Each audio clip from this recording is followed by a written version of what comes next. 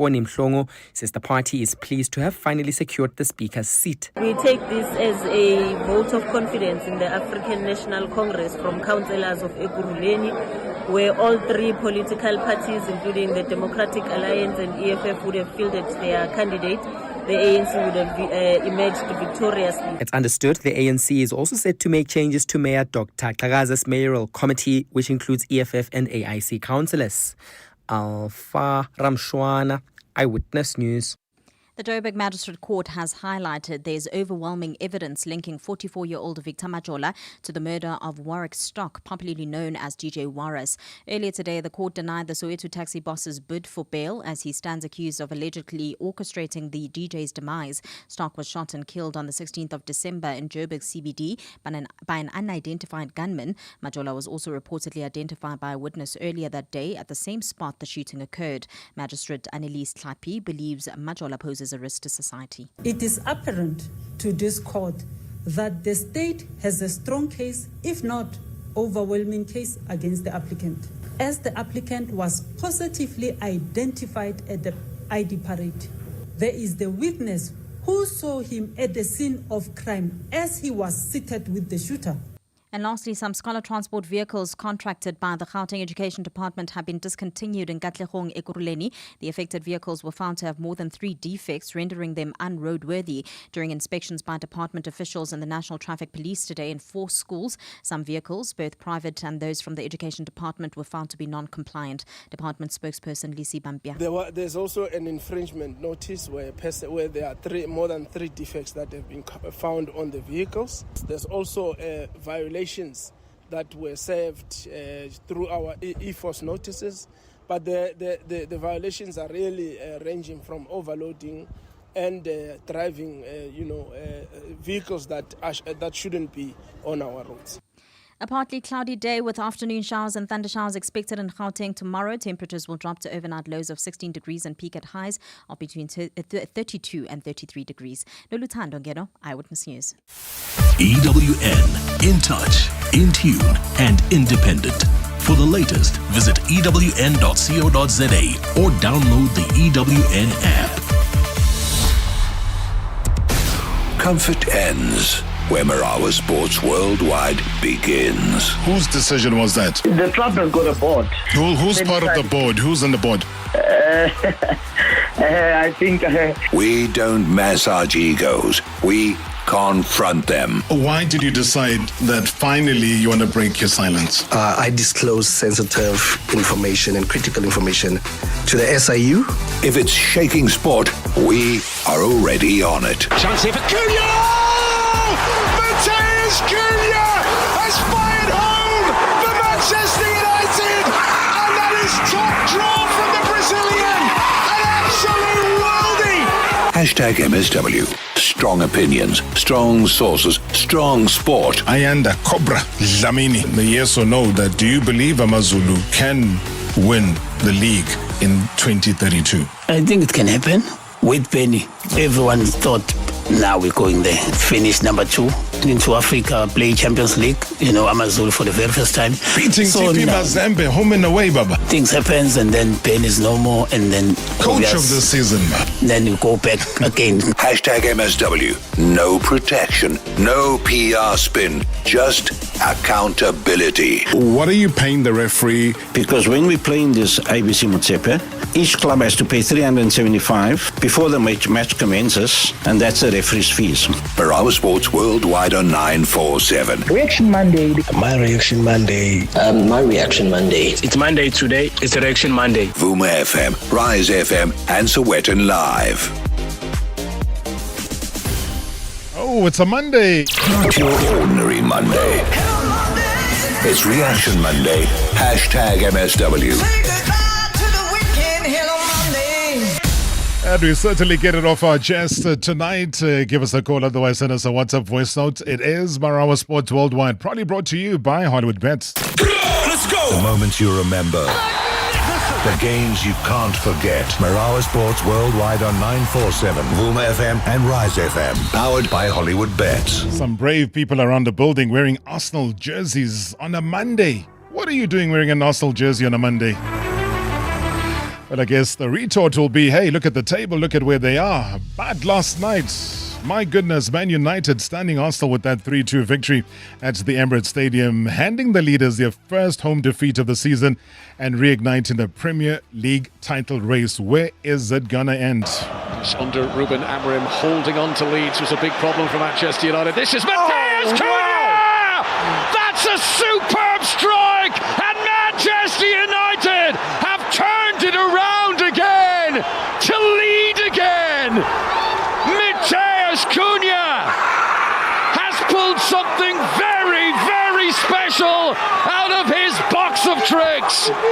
Arsenal 2, Manchester United 3. Yeah, it was a tough game for us today. I think we knew that really coming. It was never going to be the perfect kind of game for us. We gave it kind of less than 2 weeks, so we knew coming here we were going to have to kind of draw on so many different things to get a performance to then be able to get the result. And it was up and down at times. There was some really good things in the game for us, things we can work on, but the way the boys were, the belief, the confidence, the kind of the spirit, everything that came together made me really proud today.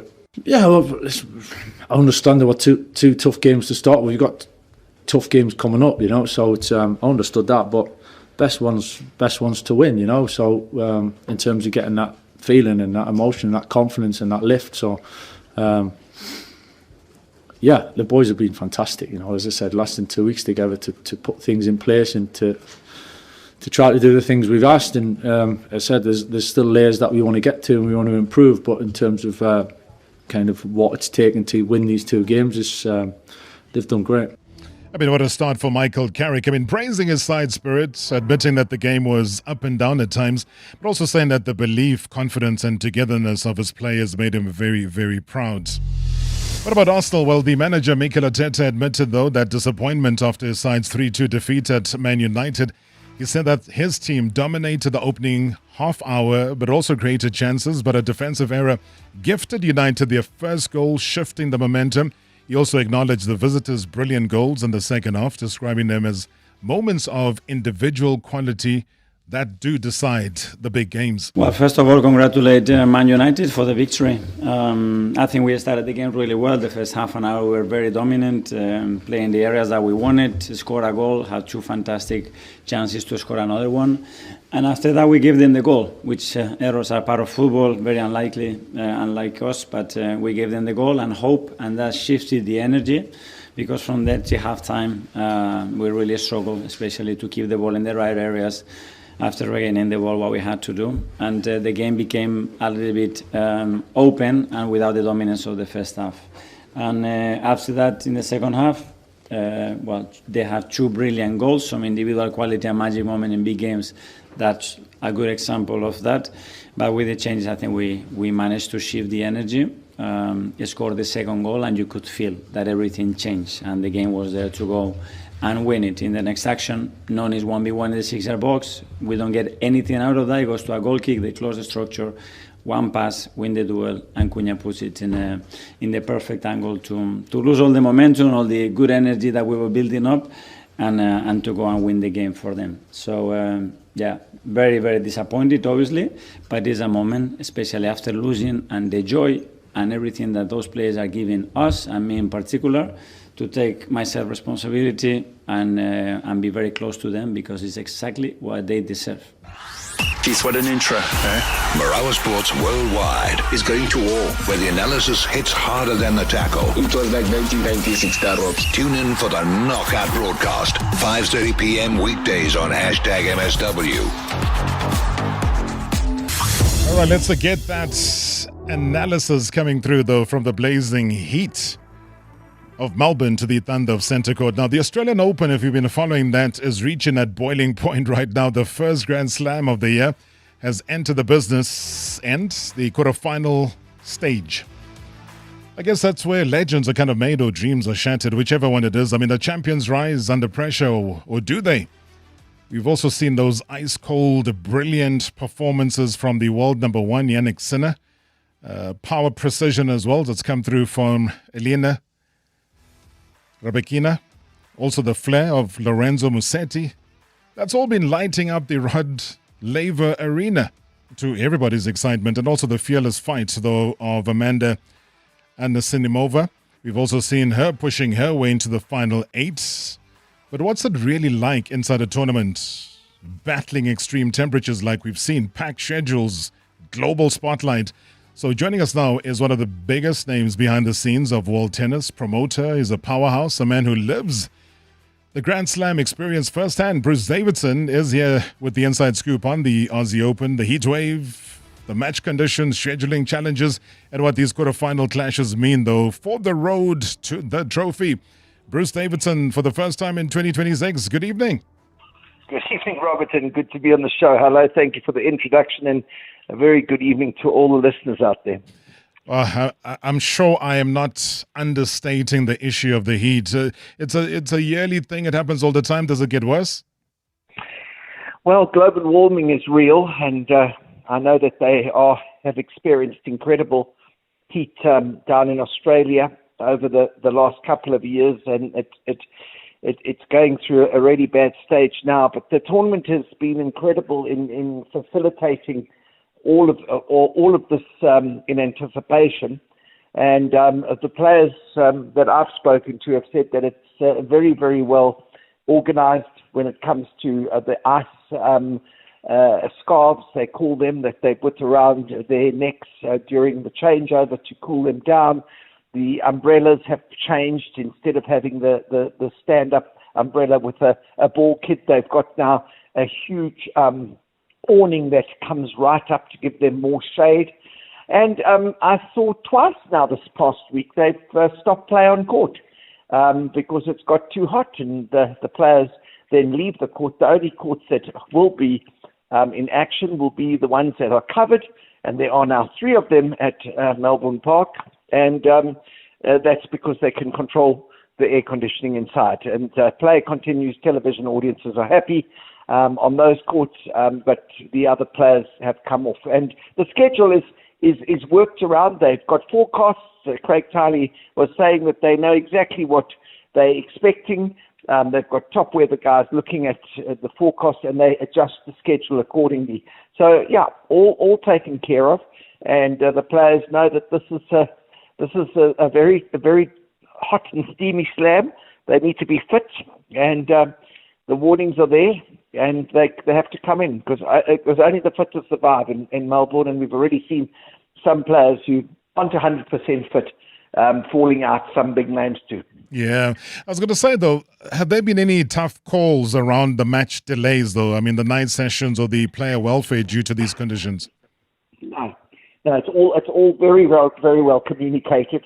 And in fact, a player that they feel will be going on to court maybe a little bit late, they will call them in and tell them that they're going to reschedule unless the players do want to play. It's got to be a decision made by both opponents, and they will continue, but they're very fair, and they reschedule for the next day. The problem is the players do like to play on the day that they scheduled, because they don't want to play quick catch-up where they have to now all of a sudden forego a rest day in between, if you know what I mean, because that's often how the scheduling works. You play on the one day, you get the next day off, then you play the next day. So if you do take your game over to the next day, you're actually going to have back-to-back, and they don't really want that in that heat. Yeah, let's talk about our favorite player, Jannik Sinner. I mean, he kind of looks ice cool under pressure. I mean, what's impressed you the most about his run so far? Well, I thought that, he's first of all a dominant force down under. He's won the last couple of Australian Opens. He is number 2 in the world, by the way, and he is number 2 in the tournament. And he knows that he's got his hands full as he goes into the business end of the tournament. He had a very, very good win over his fellow Italian, Davideri, 6-1, 6-3, 7-6. And when I say it was a good one, because it's tricky playing someone that knows you so well, who you've practiced a lot with, you in Davis Cup teams with, etc., etc. And it was a good one because he didn't drop a set.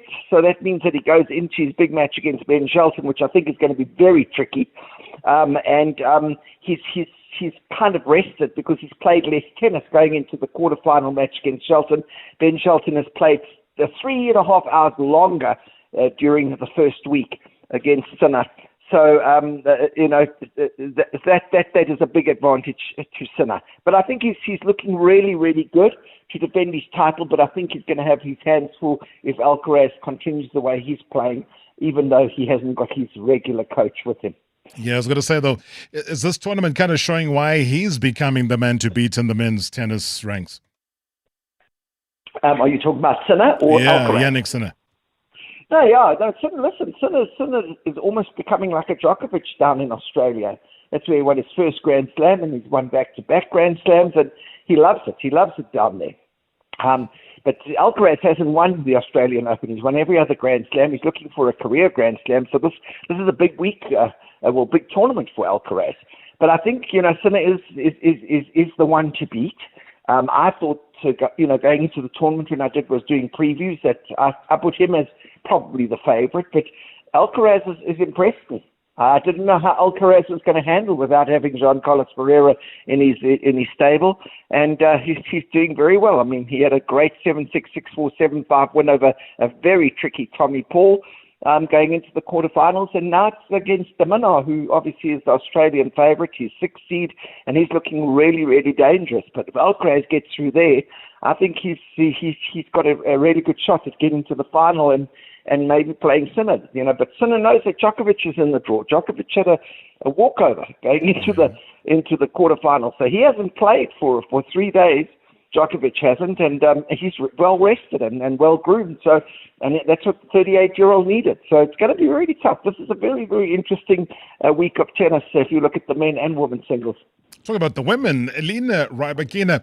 I mean, the power game kind of thrives in fast conditions like we've seen now. I mean, has the heat actually played into her strengths?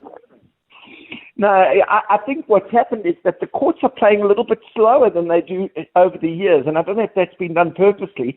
And the balls are also playing a little bit slower. Well, that's what's coming through from some of the coaches. So, Rybakina is a big player and a big hitter of the ball, but I think she's a bit challenged by the medium-paced courts and the slower balls. That are fluffing up a little bit, after being brought onto court. So, yeah, I think she's got a big one against Iga Swiatek. I mean, Iga Swiatek is just playing such good tennis, man. I mean, she beat this very, very talented qualifier, Madison Inglis, 6-love, 6-3. It was her 33rd bagel set in Grand Slams.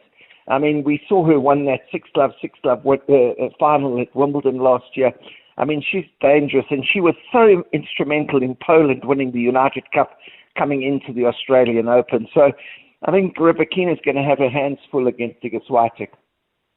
Right, Bruce, if you don't mind, I want to come back after the break very quickly because I can't leave our conversation without touching on Lorenzo Musetti and what's happened so far in the tournament. So stick around. Bruce Davidson will come back. I'll chat about that as well as Amanda Anisimova. I think those are great tennis players that we've seen within the Grand Slam circuit, and how well can they do within the tournament itself. So don't go anywhere. #MSW live now on 947 Vuma FM, Rise FM, and Sowetan Live at the same time. #MSW. Today, for your shot at winning a VIP experience at the FIFA World Cup Trophy Tour by Coca-Cola, 947 asked you to send us all 4 secret codes. Congratulations to Megan Williams. You've won a VIP experience to the FIFA World Cup Trophy Tour by Coca-Cola on the 31st of January. For another chance to win, stay locked to 947 all day tomorrow and listen out for the secret codes. T's and C's apply. There's so much more to enjoy when you fly in Emirates Economy. More legroom, delicious regionally inspired meals, complimentary free-flowing drinks, and the latest movies, TV shows, music, and live sport. Some of the best entertainment in the skies. And our family services make your journey simple and fun. Plan your next trip and start the holiday early in Emirates Economy. Fly Emirates, fly better. The briefcases, the offers, the suspense. Don't miss a single moment on Deal or No Deal. Weeknights at 6:30 only on SABC2. It's real people, real money. One bold move could change everything. Fortune favors the bold. Will you deal? Brought to you by Lotto Star. Lotto Stars, licensed by the Mpumalanga Economic Regulator. No under 18s. National Responsible Gambling Program. 0800 006 008. T's and C's apply. All games are fixed odds betting events. So, when are you lovebirds finally going to get married? Aibo! Your cousin Tandy just had a second baby, and I heard You can't pause life, but you can take a holiday from payments. Get the Suzuki Jimny 5-door and Suzuki will cover up to your first 3 installments, so you can explore without limits this summer. Visit suzukiauto.co.za. T's and C's apply. Supercharge your business productivity with Moloi Innovative Solutions. We bring the most highly customized and cost-effective IT infrastructure to your fingertips. Whether it's desktop and server support, cloud services or hardware, software and printer procurement, our dynamic team makes sure that you have the tech that resonates with you. Moloi Innovative Solutions. Experience at its best. Get to moloiis.co.za for more. Managing your workforce shouldn't be complicated. That's why businesses choose Onacy, a proudly South African cloud-based payroll and HR solution. From payroll and e-recruitment to performance management and self-service tools, we streamline the way businesses handle their people. Scalable, secure, and always online, our system evolves with your needs because your workforce deserves the best. Switch to Onacy and experience payroll and HR done right. Visit onacy.com today. Previously on Marawa Sports Worldwide. We celebrate a legacy. We celebrate a warrior, Ayanda Cobra Dlamini. Ayanda, on how close you were to giving up on football, given all of this heartbreak, given all of this rejection. Go to Foster's hostel, stay with your sisters and brothers who are already there. I played football. There, in hostels, there are teams, eventually some people you recognized and said, no, you don't belong here in the hostel. Let us try. Where I lost hope was at Silver Stars. It was a trophy, but unfortunately, we opted for someone else. No matter what may come my way. My life. Hashtag MSW. Hashtag MSW. It's your ordinary Monday. It's Reaction Monday. Hashtag MSW. Oh, if you're a Sundowns fan on Reaction Monday, stick around. We got plenty of voice notes that are coming up in reaction to what happened over the weekend. Hey, ugly scenes. Director of coaching being splashed with water or whatever the substance was that he was splashed with. The chairman coming out and asking the fans to cool down. What is that all about? Maybe you were there. You want to share that experience with us? Please feel more than free. It is a Monday today. It is your show. So we're going to wrap things up very briefly with Bruce Davidson, who's on the line. But if you haven't been catching up with the Australian Open, Coco Gauff is through now to the Australian Open quarterfinals after that hard-fought 3-set win over Karolina Muchova. Now the third seed raced through the opening set 6-1. Muchova hit back to level the match, but Gauff held her nerve though in the decider, closing out that 6-3 finish to secure her place in the last 8. So it marks another strong run though for the 21-year-old American who continues her bid for maiden Australian Open crown. Yeah, today was a tough match. Every time I play Carolina, it's feels tough out there on the court. And yeah, she's a talented player, so really just came down to a couple points in the third set that went my way. Yeah, I think it's more fun. I feel like with each match you start to relax a little bit more. So, but also as you keep going, usually the ranking of the opponent gets higher, so the matches should be a bit tougher, which they have been. But I definitely think it's more fun just because you're in great battles, and also just being here in Australia, I think it's the real opportunity to show like where your game is. Yes, we play warm-up tournaments, but Grand Slams is where everyone kind of tries their best to peak at. So you expect to play the peak version of every player. So I think it's just a fun challenge. Yeah, I'm definitely aware of it because you see them every day and we're all rooting for each other. And I don't know, I think it's cool. I think I was mainly aware of it last year when we were at the WTA finals. I think it was like 4 out of the 8, if I'm not mistaken, were Americans. And I don't know what's in the water, but I think, we have a strong tennis identity in the United States. So I think that just causes the natural cause to produce great players. And then also I think when you have friends and people you practice with being at a high level, if you're not at that level yet, you know that you can reach there. But yeah, it's really cool to see all of us doing well. And I think, for sure, I think Jess and Maddie play, so there'll be for sure one, and hopefully Amanda can win and we can keep this up. Tennis promoter Bruce Davidson still on the line with me. Thank you so much for your patience, Bruce. I wanted to get your reaction, though, to Coco Gauff. Her win, she sounds very excited, splashing out the compliments to her opponent. Well, what's your feeling about her? Yeah, she's a great player, and she's very good on the hard court. I'm surprised that she hasn't won an Australian Open because she's so tricky on the hard courts. But it is the first Grand Slam of the year, and not every single player is at their peak going into the Australian Open because they've just come off a break and, they might not have played the full warm-up tournament schedule, the Australian swing, as they call it, going in. So I think she's looking good. I mean, she's seeded 3. She's got a really tough one against Svitolina, who is Gail Monfils' wife, and the Ukrainian is looking so good. Did so well in Auckland, New Zealand, where she lifted the title, and she beat the player that everybody's talking about, Mira Andreeva, 6-2, 6-4 to go into that quarterfinal against Coco Gauff. So Coco Gauff's going to have to play smart tennis to win there, and then she's got Arena Sabalenka in the semi-finals if she wins there. Tough one for Coco Gauff, but glad to hear that she's relaxed and she's happy, and that makes for good tennis.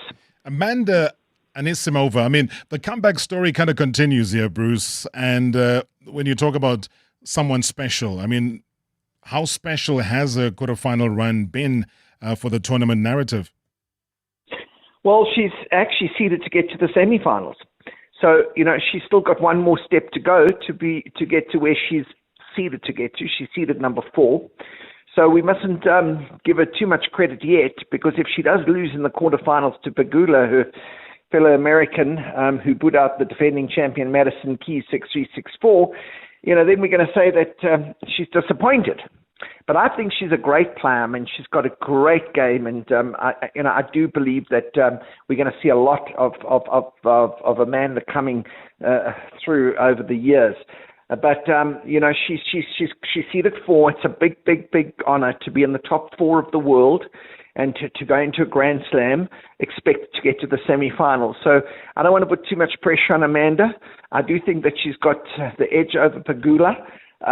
But it's going to be a tough one.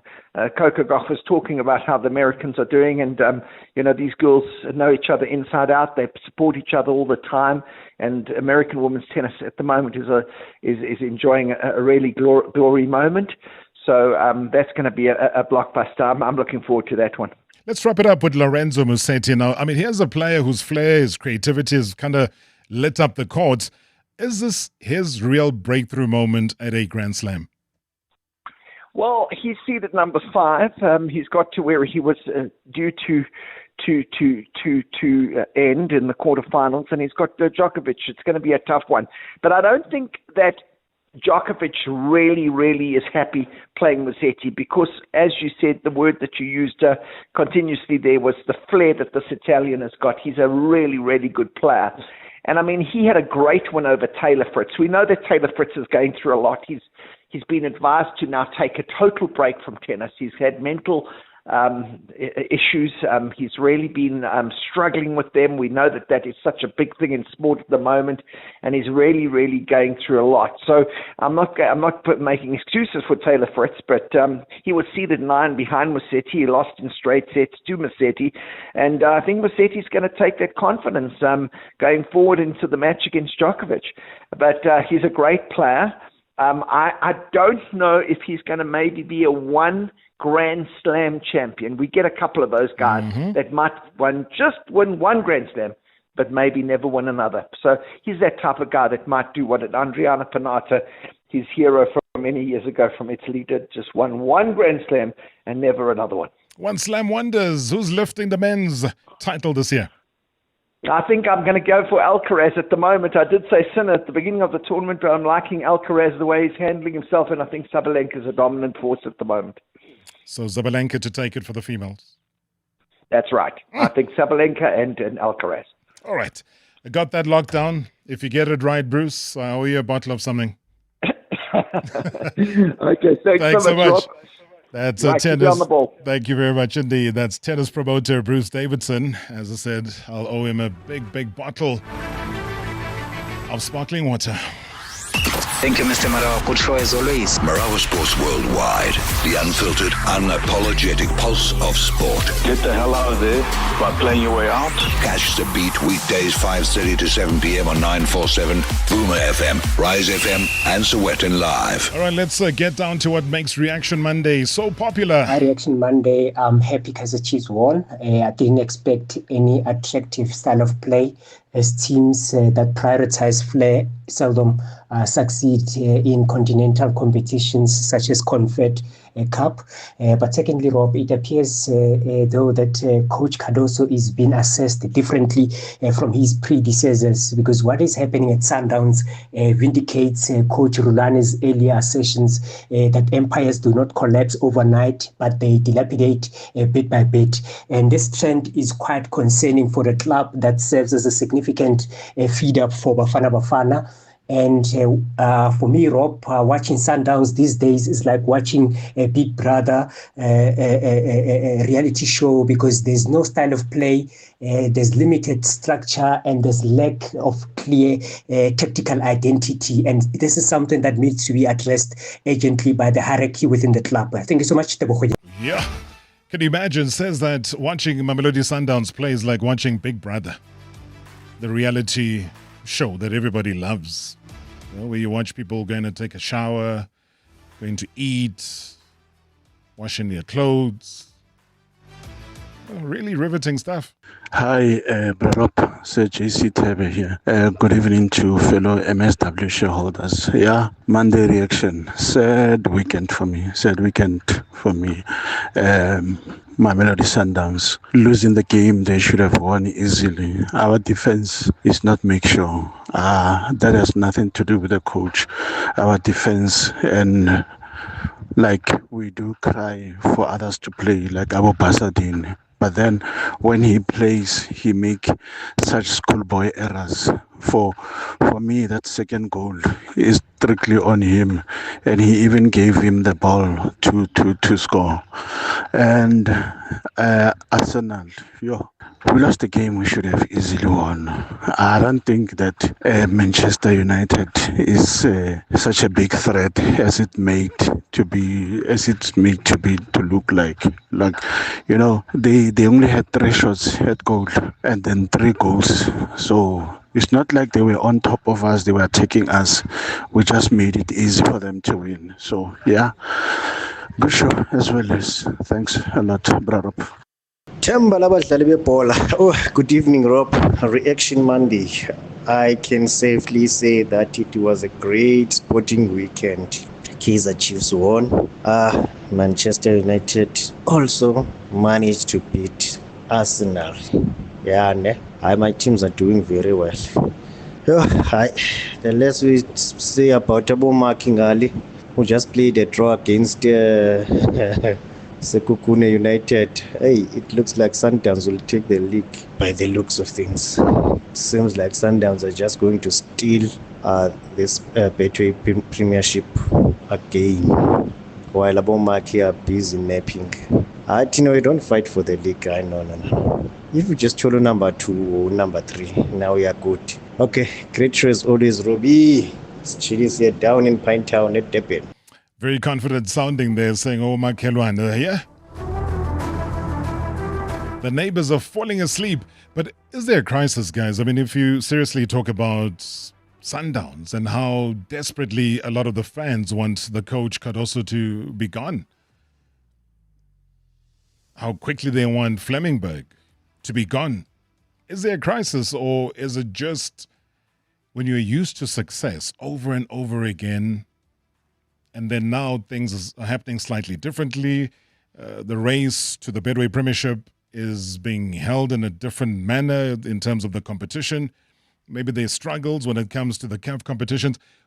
What is it? Or do people just need to calm down? Good evening, Mr. Rob. It's Ulflang here, and good evening to Mr. Brishold. This Reaction Monday. Firstly, hard luck to the Bucks for dropping the 2 points. I really did feel that they really did have what it takes to sort of try and get all 3 points, but it just was not their day. But they are still tied with Sundowns. And speaking of Sundowns, I think I speak for everybody when I say I think the behavior towards Klopi Mtsepe as well as Mr. Flemingberg, we may love them, we may hate them, but I think the behavior towards those two particular individuals is unacceptable, and it's something that we should not be seeing in our game. And they dropped 2 points in their Champions League encounter. I think they might bounce back. And with regards to the Premier League, Liverpool, Liverpool.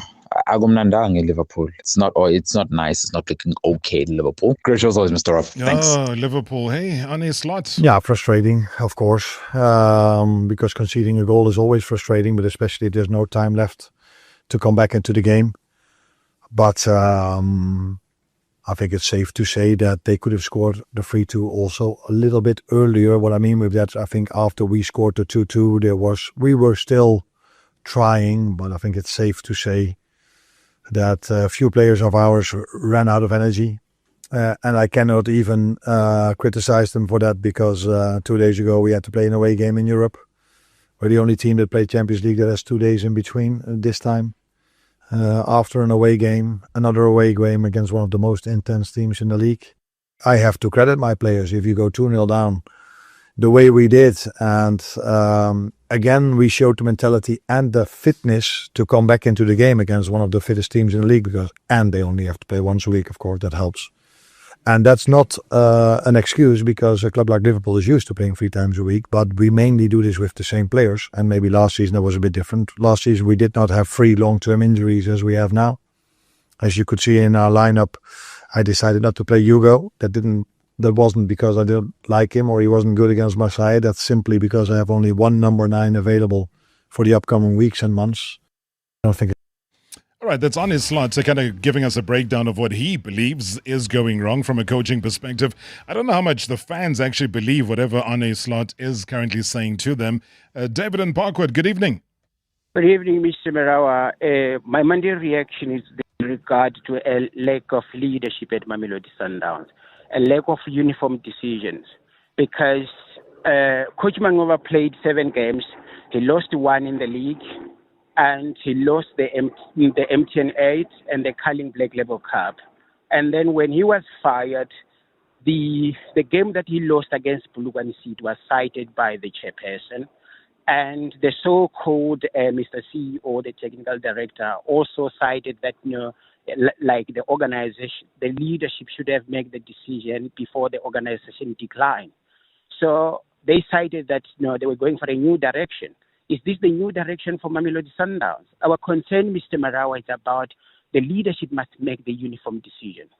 We are not against Cardoso. I'm not against Cardoso, but make the uniform decision. What would your decision be, David? So let's go for uniformity. So if that was done to Rulani, if that was done to Mangoba Mngqithi, has to be done to Cardoso, what would that decision be? He should have been fired already. And then also, Mr. Marawa, while we are there, Mr. Marawa, to realize a leadership vacuum. In every football club, Mr. Marawa, what happened over the weekend? The CEO or the chairperson should have addressed the media, should have conducted what we call a publicity conference. But where are they? Yeah, I mean, we saw the visuals of Klopi Mtsepe approaching the fans and just asking them to calm down, saying that they will address whatever the concerns are. So you're saying that is not good enough. They need to do a whole lot more, but do it publicly, because the Sundowns fans aren't just the fans that were at Loftus, for example. Yes, like Mr. Marawa, where there is a gulf between running a football club and running a brand. A football club, you just report about absent players who are injured, and then you talk about the 11 players. Running a brand, you need to communicate for your brand. We do have got who is Mr. Marawa, Ribeiro, one of the best player last season. We don't know what is currently happening, Mr. Marawa. Like, where's the leadership? David, important questions. Let's seek the answers. If you're listening, it is a Monday, Reaction Monday. #MSW live now on 947 Vuma FM, Rise FM, and Sowetan Live at the same time. #MSW. This new year, the leader in tech innovation, design, and AI integration brings you the Samsung Blue Tag sale. Enter the new year with a Galaxy Tab A11 Plus 5G, now 4,999 Rand, save 1,000, and save 4,000 on the Galaxy Watch Ultra, now 8,999 Rand. Sale now on until 8 February. Available at Samsung stores online and participating retailers. In South A, the boot's not the end of the car, it's the start of the vibe, where we plan the mission, make a plan even when there isn't one. That's why with Suzuki's Baleno, Fronx and Grand Vitara, you don't just carry items, you carry stories. Coolers, camp chairs, speakers, and that crew that turns any day into something. Book a test drive today at your nearest Suzuki dealership or visit suzukiauto.co.za and get into a ride that moves the way you do. Suzuki, Bula Boot, open summer. It's Harold's Net Forest Hotline. Sipo on the line. Harold, my swimmers have been doing time since last Valentine's. Maximum security, no visitors. Your swimmers. Yeah, I made a card last year. That explains the love lockup. So how do I break them out this Valentine's? Simple. Roses, chocolates, personalized gifts. So freedom is possible. This is your Shawshank, and Net Florist is your redemption. And if you order by 11 Feb, they'll throw in a free box of lint chockies. Net Florist. It's easy to shake. At Rocco Mamas, we ask the not normal questions like, would you rather whinny like a horse every time you sneeze? Or let out a small bark instead? Bless you. And even not normaler questions like, would you rather have your smash burger and fries with chicken strips or smash burger and fries with the waffle and ice cream for just 129 Rand? Either way, the two-way treat from Rocco Mamas. We're not normal. T's and C's apply. You may not know this, but that genius, Albert Einstein, he never wore socks.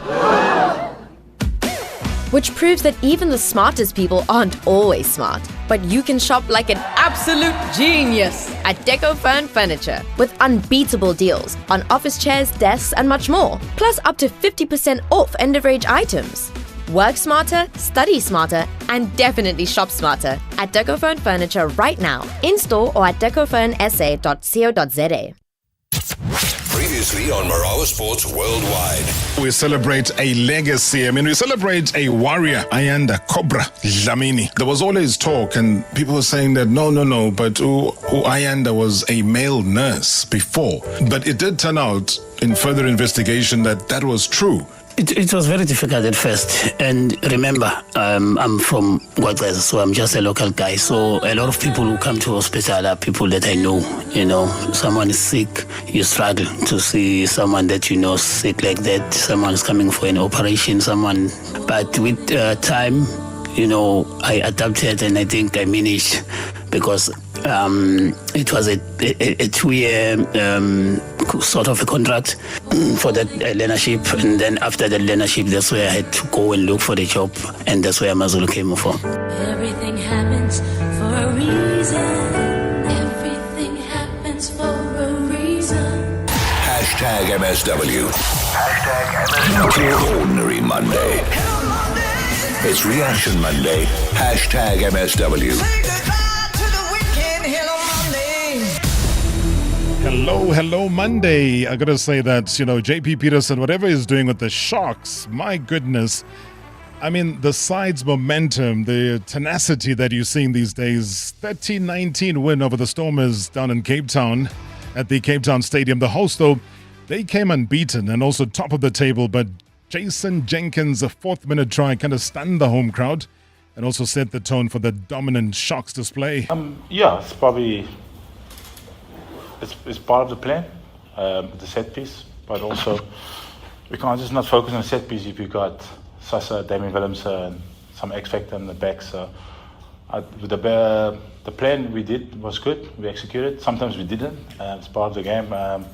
And just when we get it wrong, I love what the boys did. They showed some fight and scrambled to get the ball back. So credit to the boys for staying in the fight.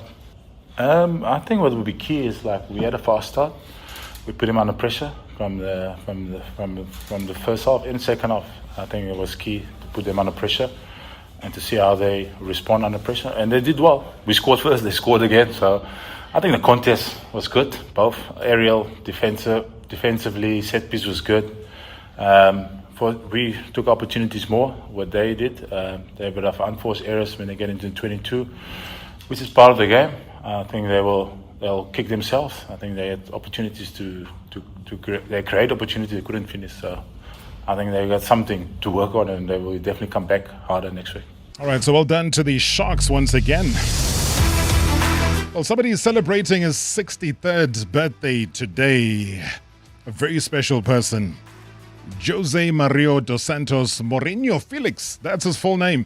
I don't know what your favorite Jose Mourinho moment is, though, but I think, for me, when he had the press conference and he really dug into Frank de Boer. I read something, some quote from the worst manager in the history of the Premier League, Frank de Boer, 7 matches, 7 defeats, 0 goals, where he was saying that it's not good for Marcus Rashford to have a coach like me, because the most important thing for me is to win. If he was coached by Frank, he would learn how to lose, because he lost every game. Oh man, happy birthday to the special one.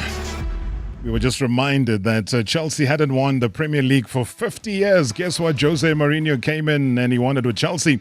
Inter Milan hadn't won the Champions League in 45 years. Guess who came in? The special one, won it with Inter. Real Madrid, they hadn't won the Copa del Rey for 22 years. Mourinho came. Boom, did it. Man United hadn't won a European trophy for 9 years. Jose Mourinho came through, won it. Won the Europa League with United. Roma had never won a European trophy in their history. Mourinho won the Conference League in his first year, led Roma to the Europa League final in his second year. The first coach in history to win all European competitions, the first coach in history to win a European trophy with 4 different clubs. Happy birthday, Jose Mourinho. That's Football Tweet, man. In a couple of minutes, we're going to be touching base with Opta Jabu. Got a couple of things to ask him. Wow. What a weekend of soccer. Gee was. Villarreal versus Real Madrid was Kylian Mbappe showing off to Ibrahim Diaz how to score a Panenka. Wow, that was beautiful. Beautiful. You know what, guys? Football is a contact sport. I didn't understand Svitolina's yellow card against Coco on Saturday. Gee was. But Matthias Cunha yesterday, just when I thought, no, this is going to go to a draw. Matthias Cunha, oh gosh, that was the most beautiful goal I've seen. You know what? Love soccer, man. Love soccer. Hi, Rob. Good evening to you and all the listeners. This is Joel from Watford in Benoni. My reaction Monday, obviously, it has to be the game that was played yesterday in England. That was between Manchester United and Arsenal. What a brilliant game of football. Very beautiful goals by Manchester United. This is really what we need. I was not supporting any team because I'm a Chelsea supporter, but the outcome, no, I did agree with everything that happened. Manchester United really deserved to win. And to me, that was probably the game of the month of January. Thank you, Rob. Great show. Evening, Darob. I'll just get straight into it. Darob, this thing of the Orlando Pirates, I'm a player mawaqala, I request a contract yokuthi bacele improved contract based on the performance abayibonisayo. Nathi as fans were able to see it on each and every game day. It's really going to cost us the league, Darob. League for a team that has aspirations of winning the league this season. If we continue in this vein, we're going to lose the opportunity to win a league when we have a great chance this season of really competing for a league. But if a team continues like this, not giving players a contract when they deserve them, we're not going to win the league. Why are they releasing Omabasa in a season crucial efana nale where we are out of CAF competition. The main focus is us winning the league, and then they release Umabasa out on loan just because they don't want to give him a contract. They I request that this thing has to come to an end at the Orlando Pirates. If Orlando Pirates wants to be a team, Reaction Monday, Barbara Pet Marawa, Ushwana Longwanongoma Mina Lankon. You know, Rulani was there at your studio, sitting with you, and he said, empires doesn't collapse, but they dilapidate bit by bit. We are now witnessing that bit by bit. Sundowns slowly but surely becoming an ordinary team. Now they play draws at home with Al Hilal, the team that we used to beat. Now we're playing draws with them. Used to beat Abu Al Hali 5-0 under Rolando Mokwena. I don't think we'll do it now. So now we are witnessing what Rolando Mokwena won us about it. So it's about time we change the coach. It's about time Fleming Peck leave our Sundowns, and it's about time Club Mutepe swallow his pride and bring back Rolando Mokwena to fix this thing. Thank you, Robert. Good evening, Robert, the man here. My reaction, Robert, is based on Sundowns. I mean, if you tick boxes, you'll realize that Sundowns has the capacity to conquer Africa.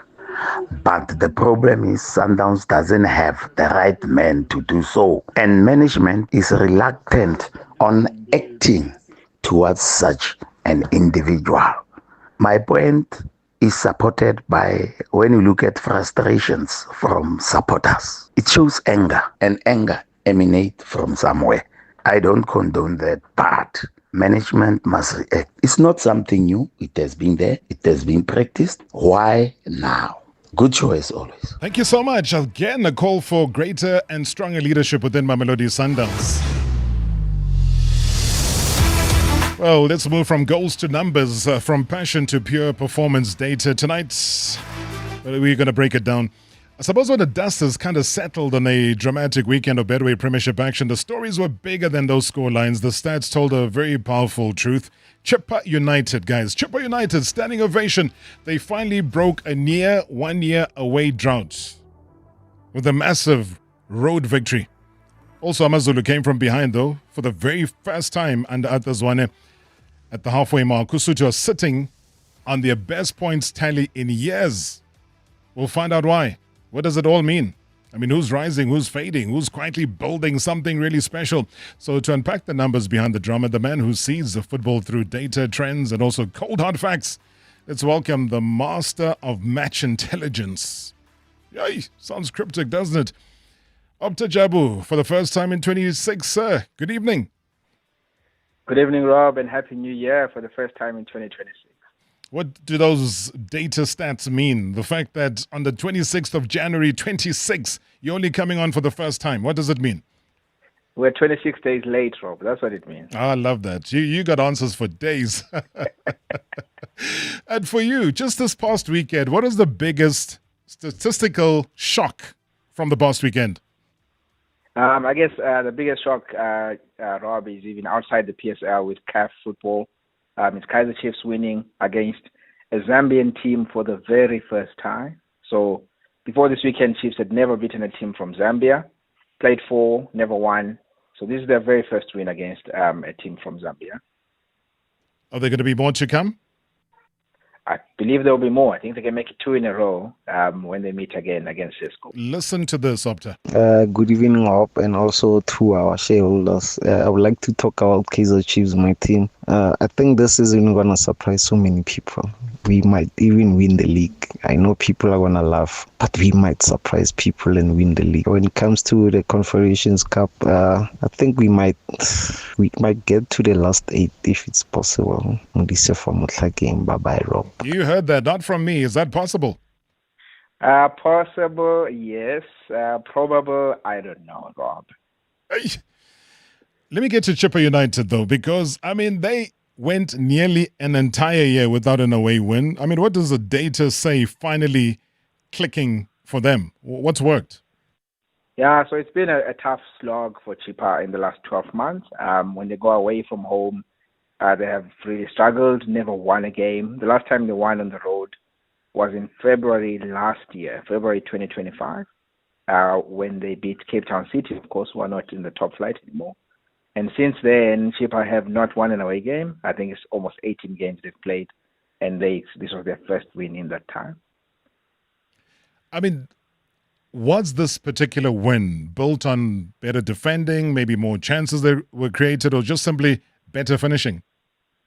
Better finishing, absolutely. In fact, Chippa have a tendency to do well against newly promoted teams, if we still consider Orbit as a newly promoted team. So if you remember, this is only Chippa's second win of the season in the league, and their first win was also against Orbit College. So that's the only team they've beaten all season, and again, that was mainly due to good finishing. Last season, they had a couple of teams that they beat, but again, they had a double against Majesty, who were a newly promoted side at the time. And then the season before, it was the turn of Richards Bay to lose home and away against Chippa United. So they may hover around the relegation places for a while, but then they know how to get out. They have this knack of escapology and getting away from the relegation zone. What? Escapology. So I think they can do that again. Hi, man. Up to you creating English here, boss. What's happening? Escapology. Escaping from the relegation zone. I know, pulling your leg, man. But when you look at the rarity of this, I mean, how rare is a turnaround like this from a stats perspective in the PSL? You mean for Chippa to turn around? Yeah, exactly. It's going to be very difficult, I think, because they just got past their halfway stage. And for a team to get to the halfway stage with just one win, I think this is their 16th game. When you have just one win at the halfway stage, it's highly unlikely that you'll get to... it's impossible. No team has won one game before the halfway stage and reached the top 8. So that's already out of the question. Chippa will make the top 8, most probably.